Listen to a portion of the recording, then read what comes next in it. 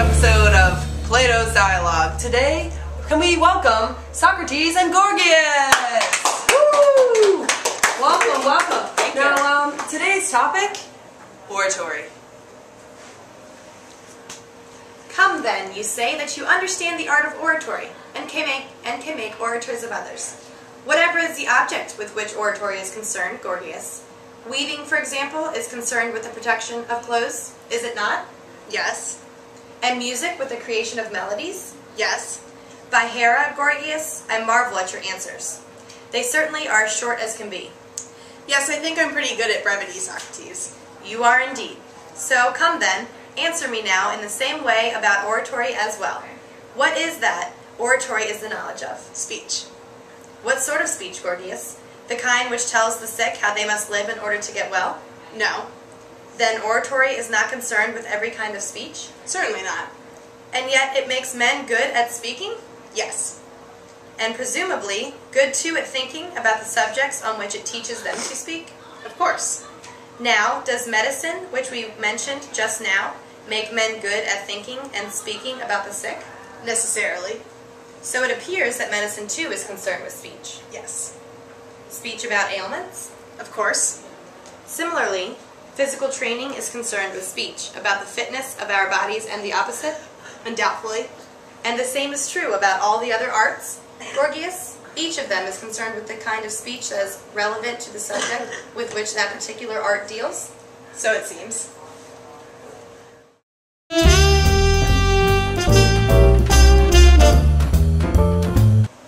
And we're back with Plato's Dialogue. Woo!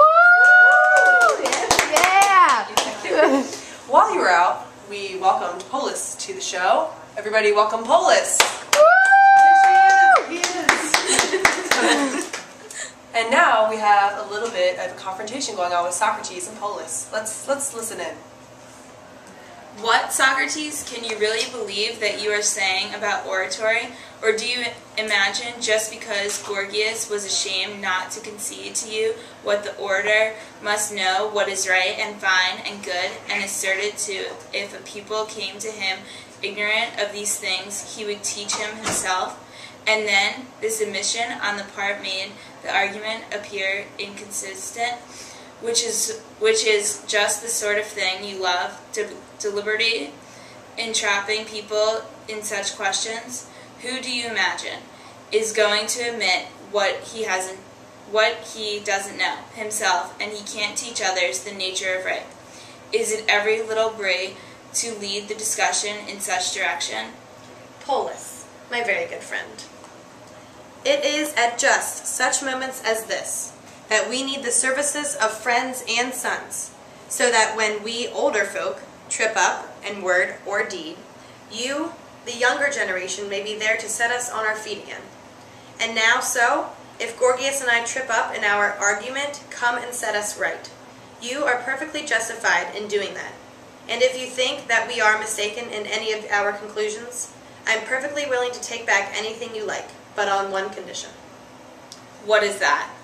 That you keep in check the long speeches which you embarked on at the beginning of our conversation. What? Am I not allowed to say as much as I choose? It would certainly be hard luck, my good friend, if on arriving in Athens, which allows freedom of speech above all in other cities in Greece, you found that you alone were denied that privilege. But just look at the other side. Think what hard luck it will be for me if, when you are making a long speech and refusing to answer the questions put to you, I am not to be allowed to go away and get out of hearing. No. If you care at all about the present argument and want to set it on the right lines, accept my offer to take back any step in it you like, and by asking and answering questions in turn, like Gorgias and myself, examine and be examined alternately. You would claim, I suppose, that you know as much as Gorgias. I would indeed. In that case, don't you, like Gorgias, invite people to put any question to you at any time, relying on your ability to answer? Certainly. Well, would you rather ask or answer at the present moment? Make your choice. I will. You answer me, Socrates. Since you think Gorgias confused about the nature of oratory, you tell me what you take oratory to be. Are you asking me what sort of art I take it to be? Yes, indeed. No art at all, Polis. if I'm to tell you the truth. What do you think it is then? A thing which you say is a treatise I read lately is the creator of art. What do you mean? I should call it a sort of knack gained by experience. You think oratory is some sort of knack? Subject to your correction, I do. A knack of doing what? Producing a kind of gratification and pleasure.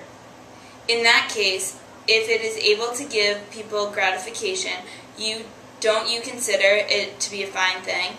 What, Polis? Do you feel so adequately informed already of my views on the nature of oratory that you pass on to the next question, whether I consider it a fine thing? Didn't you tell me that you consider it is a sort of knack? You set a high value on gratification. Some really good points brought up in that nice little dialogue there. It's intellectual conversations like this that make us ask questions about our world. And while we mull over that confrontation, let's see what's going on in the real world.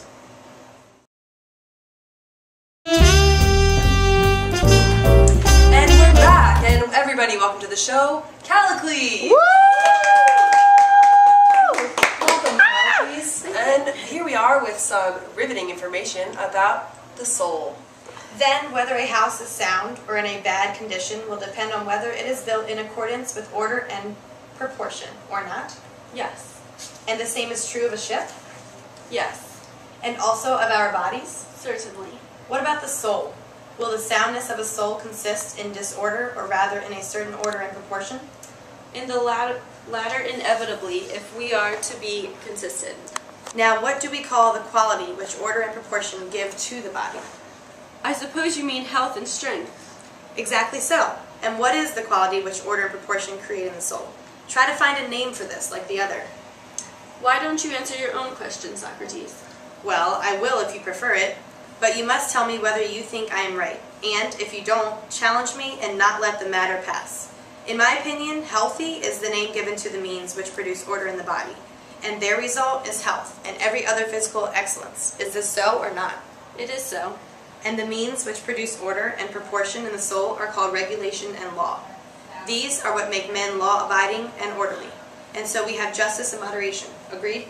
Very well.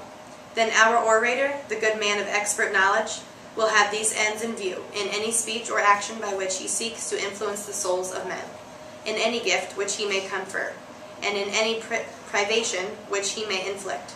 He will always have his mind on how to bring justice, and moderation and every other virtue to birth in the souls of his fellow citizens, and on removing their opposites, injustice and excess and vice.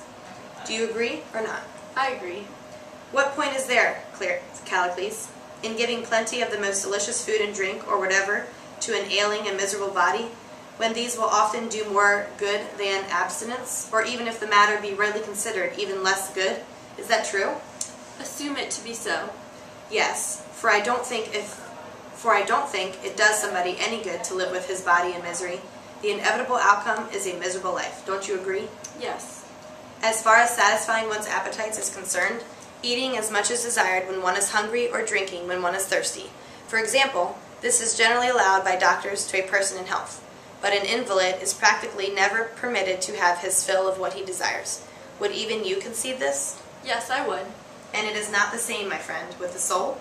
As long as it is in a bad state, being ignorant, immoderate, immoral, and irreligious, it must be restrained from satisfying its appetites and prevented from doing anything but what will improve it. Do you agree?